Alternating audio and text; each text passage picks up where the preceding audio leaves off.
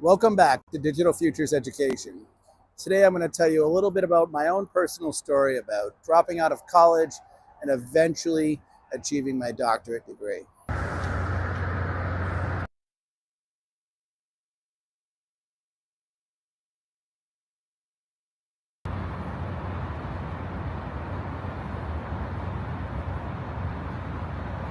So in this video, I'm going to go over how I navigated the traditional career path.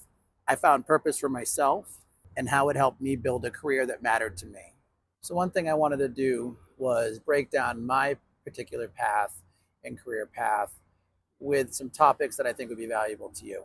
What do you do if the traditional career path doesn't fit you?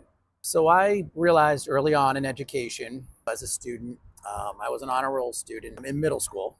And then as I decided to go to a prep school for high school, I wasn't academically prepared to excel on the next level. And I really struggled with that. And so by the time that I got done at a college preparatory school, after struggling for multiple years, I turned to the arts as an area which I felt like I could focus in, I had a self-esteem in, and I could do positive things in. And I had achieved success for it, and I had a talent in this area. It was around this time that I understood now how much structure really matters to education and how some thrive in a structured environment and some don't thrive in a structured environment. Not only was I undisciplined, at that point in my life, I was in a very undisciplined place. I relied on my particular talents and strengths that I knew I had, and that was in the arts and writing, drawing, creating, expressing myself. And that's what I had. So that's what I went with. But I was unprepared to achieve really strong results in high school. So I definitely was not fit or ready for the next level of college, which spurred me to go to art school. So you have to realize that some environments are not going to be the environments that help you thrive. And you have to recognize the environments that you're prepared for, the ones that you're going to thrive within, and make the move to try to get into those environments to best support your type of learning style. My point being here was I wasn't ready for a traditional 4-year college experience. I wanted to explore, I wanted to be creative, I wanted to learn, and I was a free thinker. I wanted to think outside the box, be creative, paint, draw, and express myself. And that ultimately, that open type of environment was going to be the best for me to thrive. And that I needed that environment, and that's what I was ready for. And it would be several years before I was ready for a traditional college environment.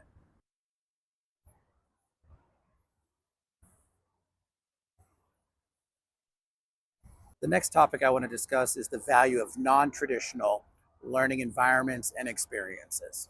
Some of the ways that I learned in non-traditional environments was not only watching my peers and learning from their actions and seeing what the right things to do were or what proved successful, but I also became more disciplined at athletics and sports and created a routine for myself that helped support me having a positive routine. So it was at this point in my life that I actually ended up dropping out of college after about a year and a half, almost 2 years. I was struggling because I ended up working for a cleaning business and actually taking on a good portion of the cleaning business while I was attending university. Not only the art school part of the university, but also the academic part of the university that I recently got into. So my academic struggles were higher. My work struggles to try to keep up and also work quite a bit were higher. And it's at that point, everything kind of hit the fan. And with that, something had to go. And it was through that stressful period that I wasn't sure what to do. And ultimately, I decided to actually leave school and run a commercial cleaning business as my job until I could figure out what to do. It wasn't that I didn't like the academics. It wasn't that I wasn't interested in learning. I just couldn't do it all. And in terms of maturity and discipline and being ready, I still had some learning to do. So one valuable lesson I learned here was that life is school too. And that I was going to learn from this experience of taking on this business, taking on this responsibility that was up to me to be successful. And I jumped into that opportunity and was desperate to make it work and be as successful as I could. So I learned that life was work too. My reflections were important, and I was learning all along the way. No matter the choices I made, I was learning to become a better person and worker. And ultimately, all of this experience adds up. Life is an education.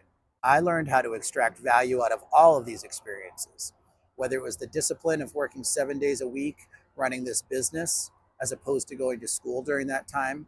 It wasn't as though I lost everything that education had to offer. I still took many of those components with me, but I learned discipline. I learned how to communicate better with people. I learned how to negotiate my own pay. I learned how to work hard and have a disciplined work ethic and understand that what I did that day mattered. I learned how to take pride in my work and show quality and care, how to make others happy with the type of business I was providing. And at the same time, I understood the value of the education I had gotten up to that point and had seen both sides. So my point being here is that you want to extract and take value from each educational experience or life experience, no matter what, so that you can take it to the next level. And you're going to have many different types of classrooms that you're going to experience throughout your life. And it's important to take advantage of them all. So the next question I'd like to address is, how do you handle imposter syndrome, especially after maybe you've fallen behind or maybe you haven't taken advantage of all the opportunities that you potentially could have?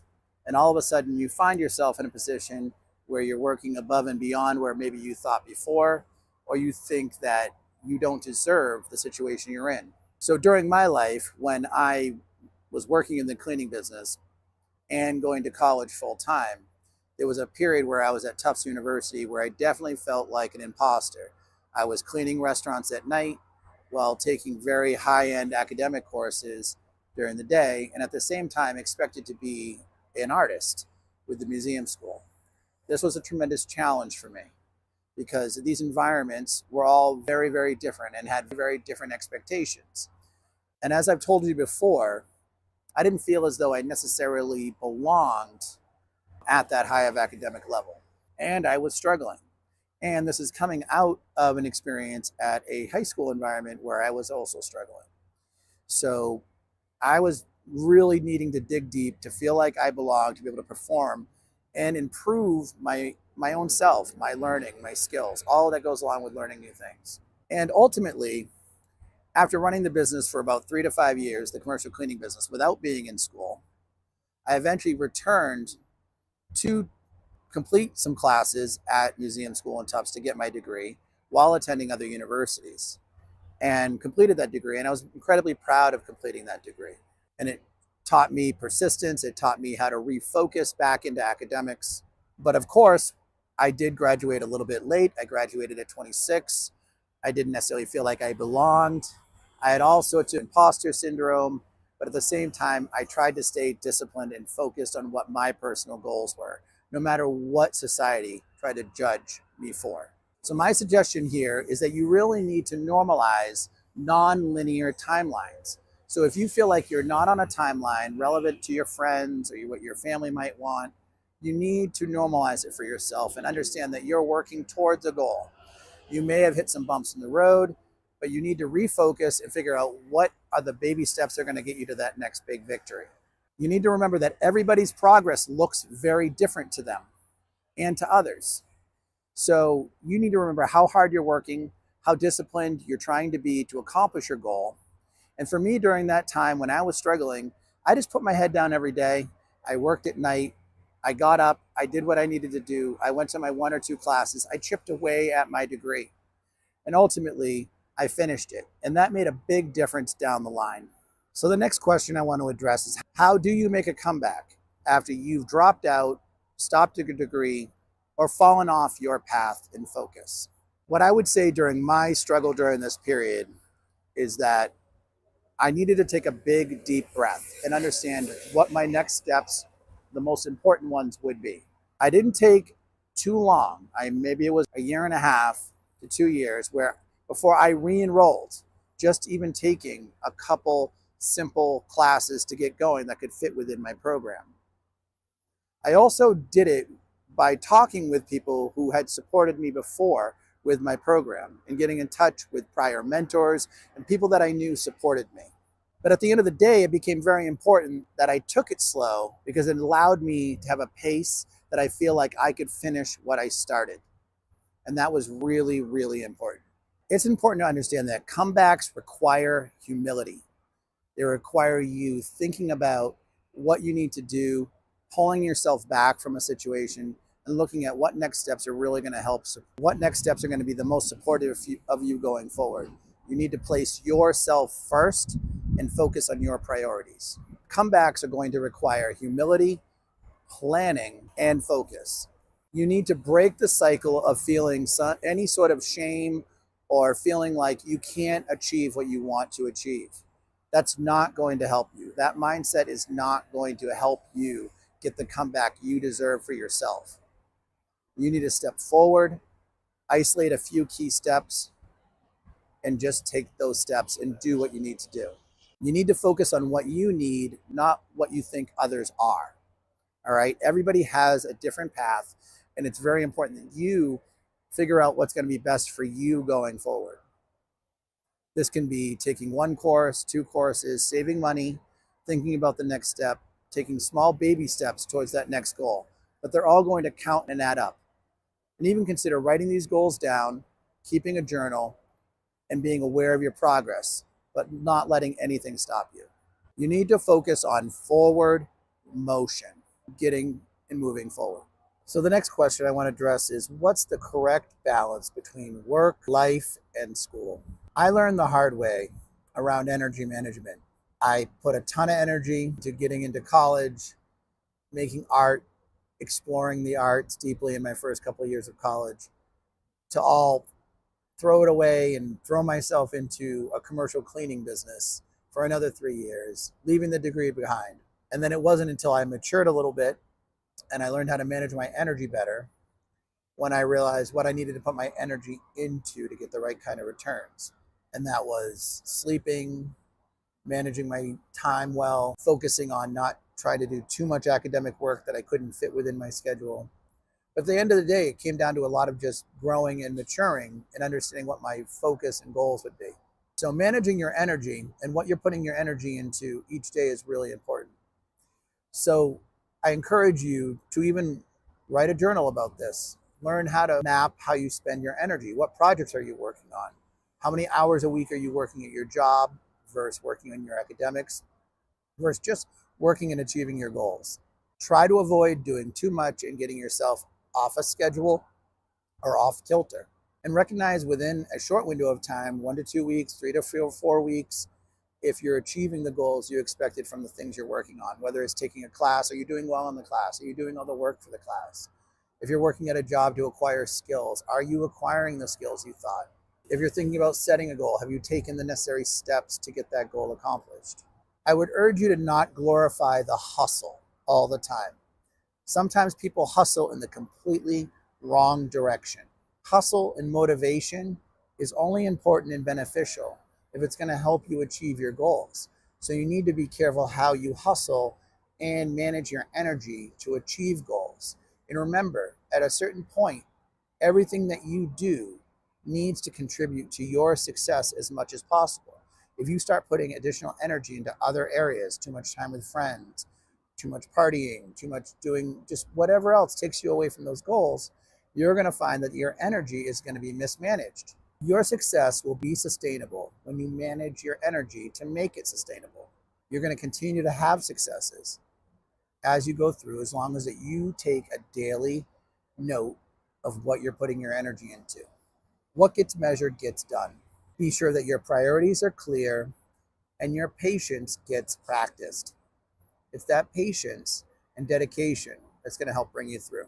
Next question I want to address is, how do you find meaning in your job when you're not sure of your path? So when I was transitioning from the cleaning business into getting my degree and then ultimately into education, I worked a number of side little jobs. One was working at a custom frame shop, which I worked at for a few months, and then I realized I was just tired and I was still running my cleaning business partially, and it was just to really make a few extra dollars. But in that experience, I also learned that it was also taking me away from focusing on maybe what my next step was with education. Although it was a little bit of a break, it provided some money, I really look back at that experience as maybe just taking a break before I took my next big step and practicing some of that patience. That's always important. And remember, I never gave up the cleaning business while I did that. So I graduated with my degree. I still had my cleaning business part-time.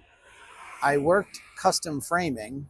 And I remember, ironically, I trained for 3 days to work one day in a deli. And when I went to work that one day in a deli, I realized I was wasting my time and energy. Because not only was I not working in an area that I really was learning anything new in, even though I had worked in a deli before in my life, but it was taking away from my energy and it was taking away from my next goal. Now, the cleaning business was something that was sustainable for me. It was something I did at night. I was consistent. I had the habit, and it didn't take away from some of the other types of work I was doing. But whenever I tried to add an extra layer, I found myself drained. So be very careful around that hustle and taking on that extra job, and also working a job that doesn't necessarily apply too much to your next level of learning. I would say it wasn't until I started working a very small part-time job working in adult education with my fine arts skill that I finally started to connect to my field and develop more confidence with teaching and education. And I developed people skills that I knew I had from my business, and I became an important part of an adult education program. And it was my first step towards, meeting people in education, working more in education, and taking that next step at substituting and getting substitute teaching opportunities. I look at this period of time as an important period because it was that year after I finished my bachelor's degree before I decided what I was going to do next. And what I decided to do next was a master's degree in arts and learning. And that arts and learning master's degree, ironically, didn't even move to have a license. So I was doing a master's degree, which wasn't even adding an additional qualification for teaching, but it allowed me to continue to explore the arts more deeply, including technology, including storytelling, including many elements which eventually became an important part of my teaching style. And it allowed me to really discover what I wanted to do next. And that was move into arts education with a highlight on technology. And as we can see, it's that highlight on technology that eventually shaped my entire career. So what I can say is that it is important to follow your curiosity at times with your goals. Leave room to play enough with finding an experience that will give you something new and fresh to draw from. It's going to improve your networking skills, going to help you with some clarity because you are going to make mistakes and you're going to want to adjust off of those mistakes. But it's also going to keep you open and engaged because no matter what stage you are in your career, that's going to be an important thing to hold on to, staying open and engaged with opportunities.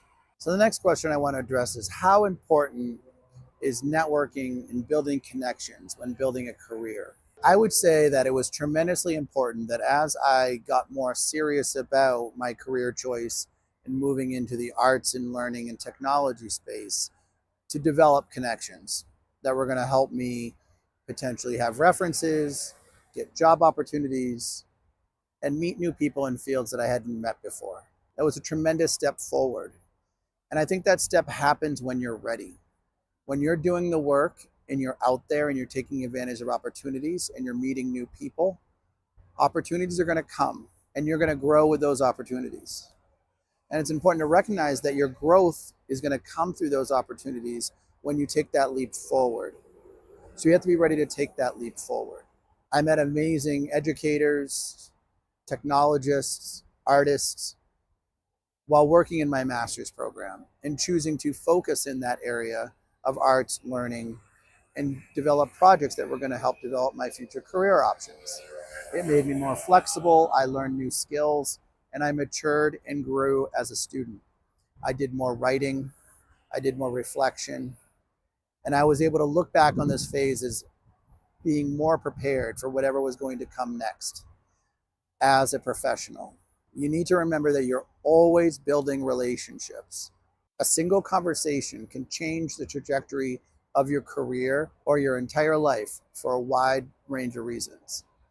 And it's important to understand that as you reach out and you develop these relationships and you have these meaningful connections, and I've certainly felt having one conversation change my career myself, and I can dig deeper into that in other videos, it's very important that you're open to it and you allow it to happen. So be open, Be ready to let these types of conversations happen and always be growing, always be looking for that next opportunity of allowing networking to help you evolve. You always want to be showing up, asking questions, and providing value to those in need. The next question I want to address is, how do you pursue purpose and progress when you feel like you're behind? I earned my bachelor's degree at 28, my master's degree at 31, and my doctorate at 34. Those are not young ages. Those are ages where I was already pretty mature, had a little bit of life experience, and what I was able to do was translate it into having the discipline for academics. But that required not necessarily comparing myself with my friends, not necessarily comparing myself with others, but taking advantage of opportunities as they arose and working on my own self-development. Through all of those experiences, I never stopped learning. So through all of those experiences, working on those degrees, I never stopped learning. I never stopped trying to pursue the next step. I never stopped thinking that I could achieve more. And I think that's the passion that you need to take into degrees, areas of study, or even just achieving goals. You need to have a relentless passion for achieving your goal, finding out what's next for your learning, and how you're going to achieve your goals and set benchmarks that you can meet. The idea of being late is a myth. Success isn't about speed, it's about direction, passion, and commitment to what you want. It's also about determining the finish lines that are important to you and knowing why they're important to you. The next question is, what types of questions should I have before enrolling in school or taking a specific job? The first question you should ask yourself, is this program aligned with my goals? For example, if I could go back in time, I might have considered taking a master's degree program that ended in a license. But doesn't mean I didn't have a great experience. I just might have double checked that. The next question is, can I reasonably manage the workload? And that's very important, because managing the workload is incredibly important to your success and understanding what's going to be your responsibility to being successful within that program. The next one is, what kind of supports or structures do I need to be successful? And I think this is an incredibly important question, as you know that probably better than anybody else. What have been places that you have failed in the past because maybe you didn't identify that was a really important part of your need to be successful? And I would say this one's really important. This one's really important. Does this opportunity energize me or drain me? And you're going to find a number of short-term opportunities that are going to energize you, but they may not propel your career tremendously forward. And you're going to find a number of opportunities that are also going to drain you tremendously. And when they drain you, you have to make a mental note. Why is this draining me? What's it taking away from me? What's it hurting in terms of my progress? And when it does energize you, you have to ask yourself the same question. What energizes me about this opportunity? What makes this different than other opportunities? And why am I excited about it? Those are important questions when you're thinking about your next opportunities. The next question is a very important one. And I think it's instinctual. And I think you're going to figure a lot of it out on your own. But I'm going to give you a little bit of guidance for it. It's, how do you know when to pivot? And it's hard for some people to know. And it's a difficult decision when you realize you need to. So pivoting is a unique experience. It's when you realize you have to shift from one area of focus into another. And it doesn't have to be a complete and total massive shift. Sometimes it can be a small pivot. Sometimes it can be a medium pivot. Sometimes it can be a massive shift. But you're going to ultimately have to pivot. Now, a couple key pivots in my life, of course, were I pivoted out of my degree at Tufts University in museum school. And I pivoted into working in a full-time cleaning business. Whether that was a good decision or not, ultimately it was a pivot. I made a decision to conserve energy in one area and put it into another. And obviously I had some learning to do. And I needed to give myself time to do that learning. And if I never gave myself that time to do that learning, I might not have ever done it. I might have just gotten down on myself and made a lot more mistakes. Now, I also pivoted out of the cleaning business to education after achieving my bachelor's degree and working on my master's degree.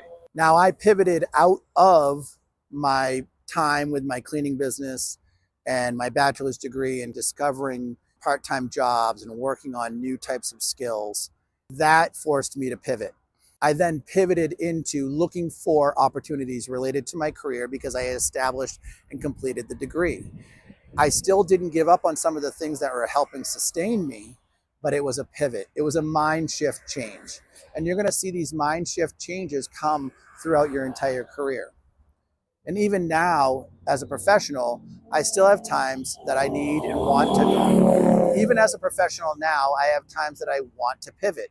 I want to have a new experience. I want to develop new skills. It's really important to recognize your desire to do this in your career and also understand what type of learning you need to do in order to make it happen. And also understand what are some of your pitfalls when you do pivot that you want to avoid. So what you're going to find is when something isn't aligned with your goals and is not returning the investment of energy you're putting into it, that might be a time to pivot. Don't confuse momentum with meaning.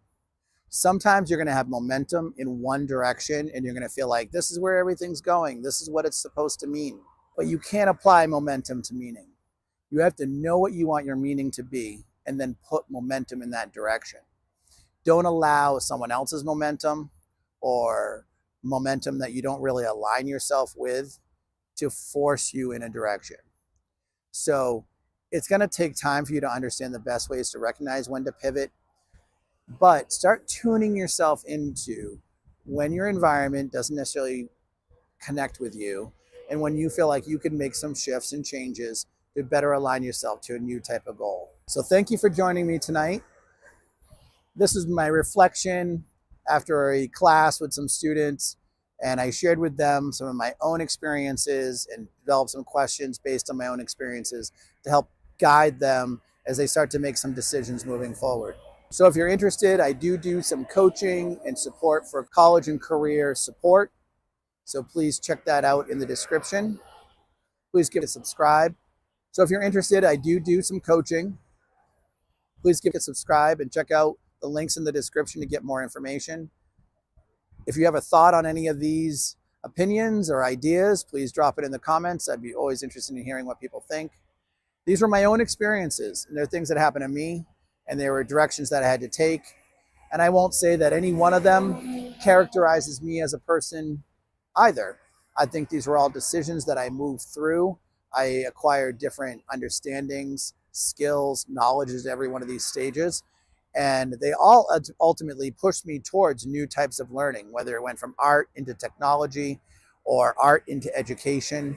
All of it pushed me further to learn more about myself and how to make decisions for myself in my career and what was going to make me happy. So thank you for joining me, and I look forward to connecting with you again at Digital Futures Education. Welcome back to Digital Futures Education. So now let's dive into career pathways in IT questions. What are the IT career pathways?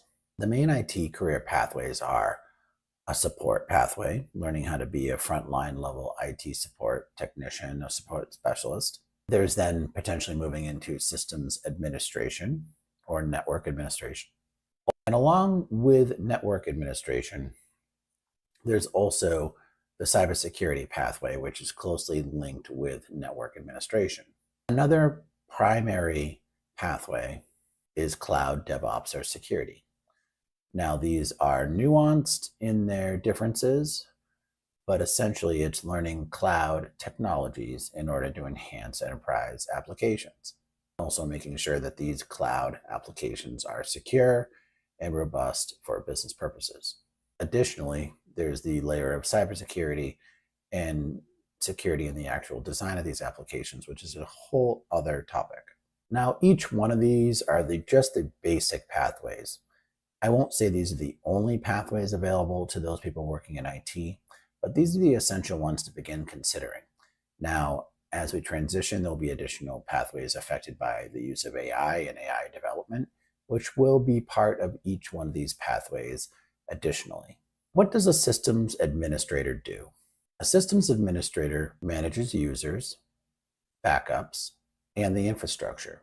They're also overlooking the network and systems which connect to the primary technology infrastructure.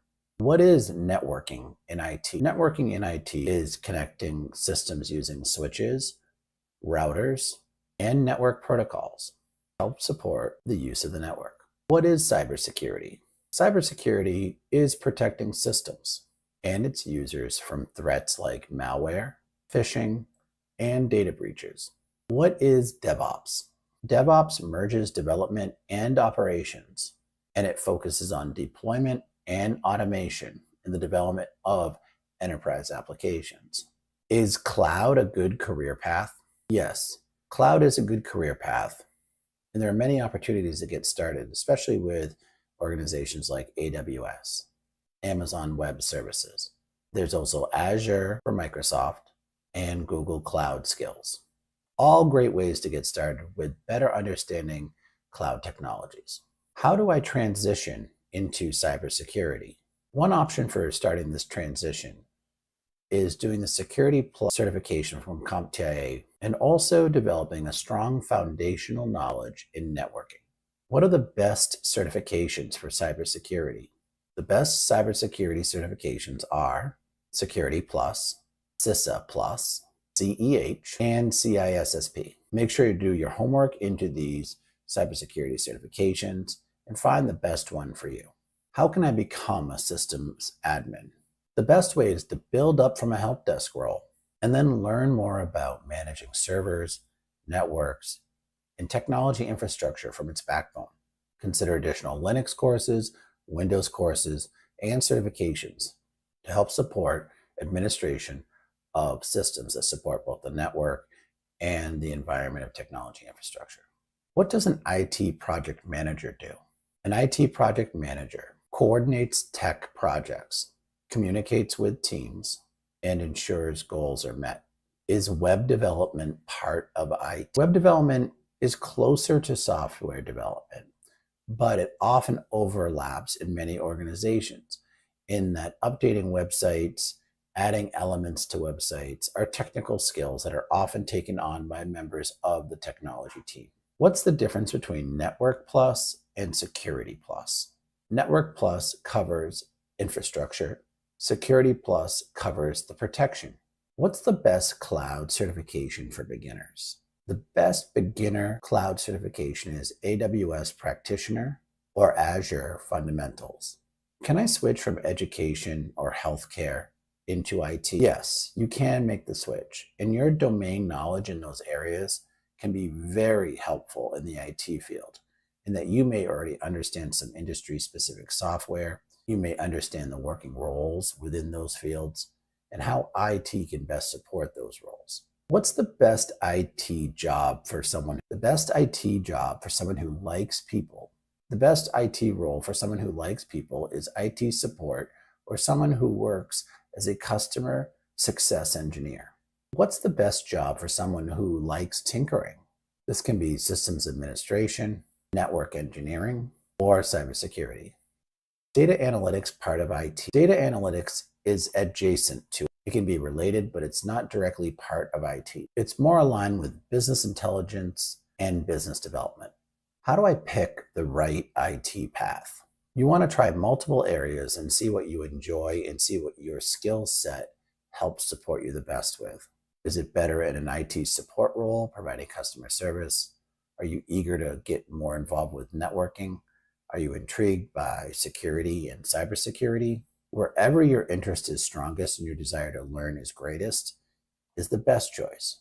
Do I need math for IT? Basic math is enough, unless you decide to get more involved with data science or data analytics roles. How do I move from help desk into cybersecurity? You want to start by learning more network and security fundamentals and pursue the Security Plus certification. Begin developing your skills and knowledge in that area.